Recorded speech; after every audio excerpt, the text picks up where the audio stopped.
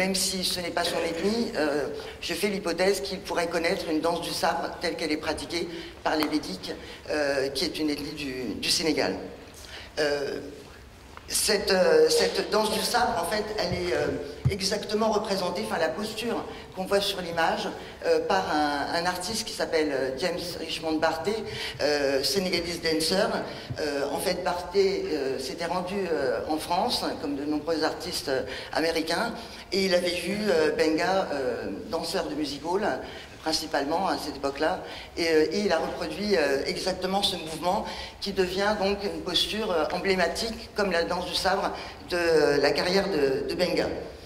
Plus généralement, il a servi de modèle à de nombreux artistes de la Harlem Renaissance, comme Barthé, que j'ai cité, mais aussi Van Vechten, James Amos Porter et George Platt-Lyons, entre autres. Il a rencontré aussi le philosophe Locke et s'est intéressé à son concept de New Negro, qui est développé à ce moment-là autour de la fierté d'un héritage culturel. Alors, aux États-Unis, je me suis rendu compte en lisant plusieurs travaux qui évoquent Benga, qu'il est associé à une image extrêmement homoérotique. On le décrit comme étant intégré dans les milieux gays et étant devenu une icône gay. Mais l'affiche que l'on voit, c'est une affiche pour son établissement à Paris. Et à mon sens, le public parisien, français plus généralement, ne connaît pas spécialement cette aura iconique gay qui est celle des États-Unis. Plus généralement en France, il est associé à une beauté corporelle. Excusez-moi, faut voir un peu. J'ai la langue séchée.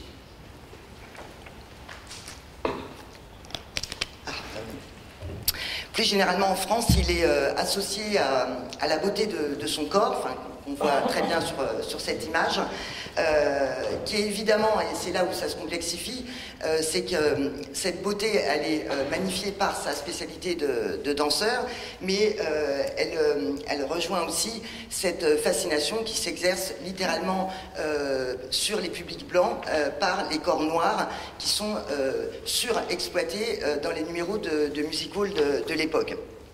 Comme on le voit, la photo est extrêmement plastique. Elle est donc l'œuvre de Valérie, photographe de nombreuses vedettes du spectacle en règle générale, qui a fait toute une série de photos de Benga, pas seulement celle-ci. On voit qu'il y a toute la structure autour des lignes du corps, du sabre et du bras. Et on perçoit évidemment tout un potentiel érotique par cette pose extrêmement sensuelle.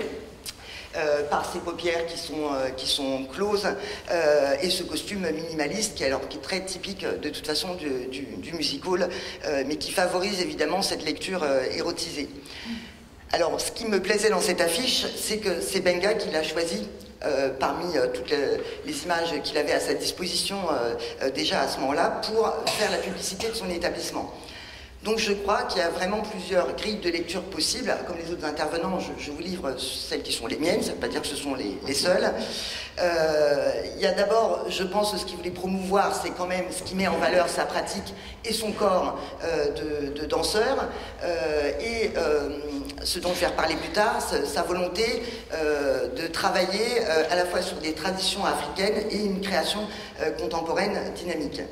D'autre part, évidemment, on sait très bien qu'en 1938-39, quand cette affiche est diffusée, il y a évidemment une vision extrêmement européocentrée, tout cet imaginaire, comme on l'a dit depuis ce matin, qui est complètement nourri de stéréotypes coloniaux qui ne sont pas du tout remis en question, donc vu vraisemblablement comme un stimulus sensuel extrêmement exotique, tout à fait dans la lignée des représentations récurrentes que l'on fait des artistes noirs, que ce soit sur les scènes de music hall, la littérature, et même toute la lignée du primitivisme pictural des avant-gardes, par exemple.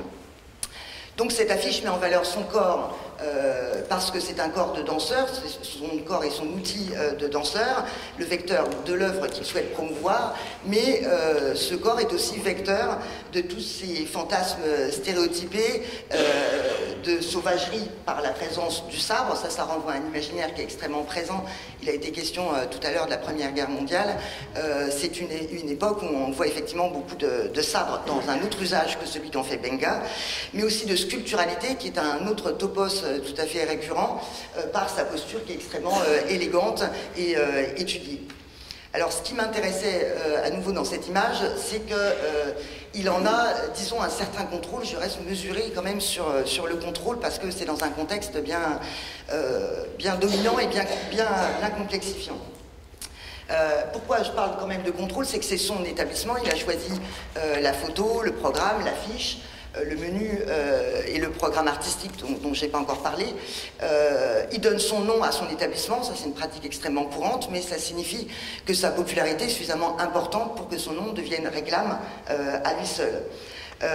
À cette époque, en effet, 38-39, Benga est une personnalité du tout Paris, parce qu'il s'est fait connaître en fait en 1926 en débutant aux côtés de Joséphine Baker aux Folies Bergères, mais il a travaillé au Casino de Paris et dans de nombreux galas, j'en ai cité un, qu'il a monté ou auquel donc il a participé.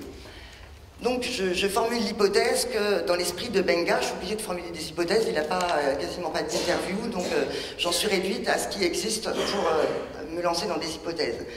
En connaissance de sa carrière et de ce qu'il a voulu promouvoir, je pense que par rapport à cette affiche et à celui qu'il a créé, voisine dans son esprit une forme de stratégie, c'est une publicité, de recourir à cette vogue exotique qui n'est absolument pas sans ignorer, en toute conscience de la réception racisée des créations, voire même de cette affiche, et de mettre à profit, en toute conscience, encore une fois, cette vogue pour amener son objectif à lui esthétique et artistique, qui est celui de donner à comprendre, si ce n'est à comprendre, soyons modestes, à connaître des spécialités africaines, qu'elles soient culinaires ou artistiques. C'est donc un cabaret dancing, c'est une formule qui se développe à l'époque, qui mélangeait les plaisirs de la table, de la musique et de la danse, et on voit différents éléments. Sont mentionnés en gras plusieurs choses, les dîners africains, des chanteurs et danseurs africains, le tam-tam, dont on sait à quel point il stimule ces imageries collectives blanches avec des clichés extrêmement installés, mais qui peuvent être aussi un intérêt pour des publics africains qui sont assez quantitativement présents à cette époque et qui peuvent être attirés évidemment pour toute autre chose que des clichés qui vont exciter les publics blancs. Les orchestres jazz tango qui figurent tout en bas, eux renvoient à, évidemment des formes musicales et chorégraphiques dont on sait quel succès elles ont et qui fédèrent des publics extrêmement larges.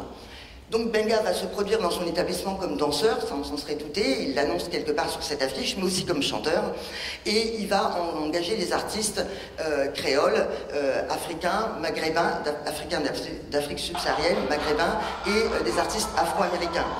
Donc ça renvoie directement à des principes, ceux que j'avais un peu énoncés tout à l'heure, qui lui sont chers, qu'il a voulu promouvoir, d'hybridation artistique entre des traditions et la création contemporaine à partir de ces traditions.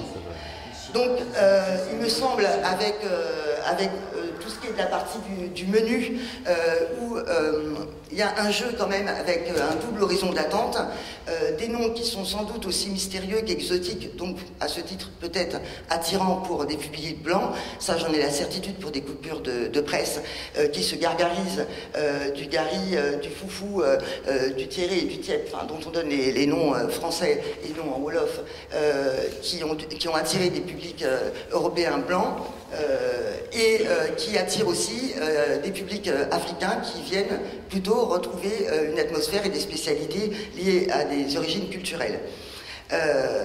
L'annonce du Boumbé Siko est très intéressante et elle fait pour moi miroir avec sa danse du sabre, dont j'ai dit que c'était une recréation. Ça va être la même chose pour le Boumbé Siko. En fait, le Boumbé est une forme traditionnelle qui existe dans plusieurs pays d'Afrique de l'Ouest, qui est pratiquée aussi au Sénégal, le pays de Benga. Et le Siko est un instrument traditionnel, c'est un tambour qu'on utilise pour le rythme du diolé, un rythme qu'on n'utilise pas dans le Boumbé.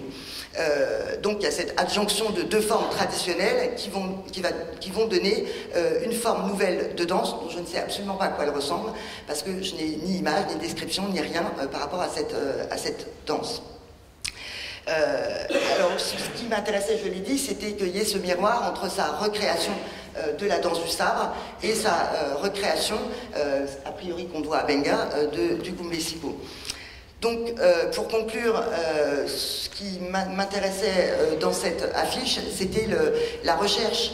Encore une fois, c'est une publicité d'une quête de public extrêmement différent, c'est-à-dire de n'en faire ni un établissement réservé à la population africaine, antillaise ou afro-américaine présente sur Paris, ni une sorte de divertissement exotique pour Parisiens blancs ou provinciaux blancs en goguette, mais d'essayer d'unir ces différents publics.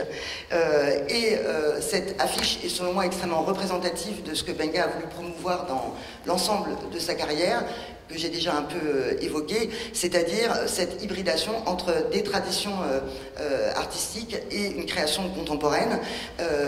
D'ailleurs, c'était le projet qu'il avait aussi en se rendant en Afrique subsaharienne en 1934, où il voulait ramener en fait des artistes, rencontrer des artistes et monter une troupe de ballet africain, ce qui sera l'œuvre réalisée plus tard par Keïta Fodeba en 1950 avec ses ballets africains qui étaient déjà en préfiguration dans l'œuvre de Benga. Et donc, il est vu aux États-Unis, mais pas du tout en France, comme un pionnier de l'afro-modernisme pour justement cette tentative de travail sur les traditions pour aller vers une création contemporaine. Je vous remercie.